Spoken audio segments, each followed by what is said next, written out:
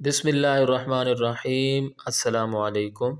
انشاءاللہ آج کی ویڈیو میں آپ کو بتاؤں گا کہ دیجئے اس طرح لکھتے ہیں یا اس طرح لکھتے ہیں، یعنی آخر میں جو بڑی یہ آتی ہے اس کے نیچے دو نقطے لگاتے ہیں، یا آخر میں جو بڑی یہ آتی ہے اس کے اوپر حمزہ لگاتے ہیں۔ انشاءاللہ آج کی ویڈیو میں آپ کو یہ بتاؤں گا۔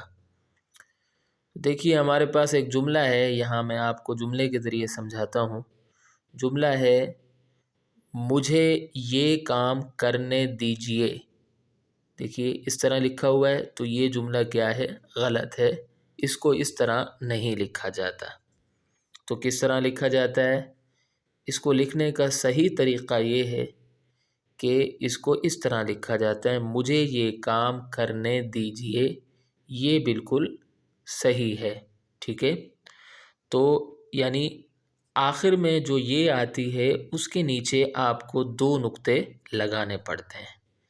اچھا، اس کا اصول کیا ہے؟ آپ کو اصول سے بات سمجھ آئے گی۔ جیسے میں نے یہاں لکھا ہے کہ اس طرح کے الفاظ میں جب یہ سے پہلے والے حرف کے نیچے زیر ہو تو آخر میں پہلے چھوٹی یہ اور پھر بڑی یہ آئے گی۔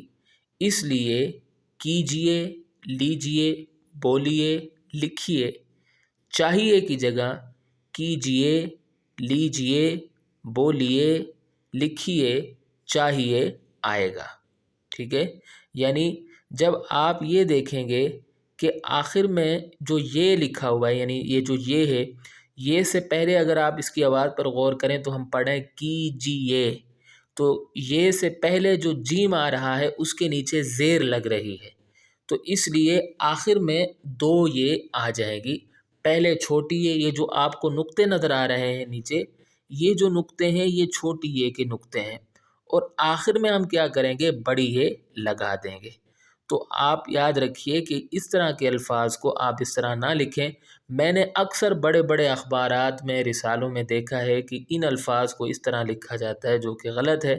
ان کو اس طرح لکھنا چاہیے، یعنی آخر میں جو یہ آ جائے اس کے نیچے آپ نے دو نقطے لگانے ہیں۔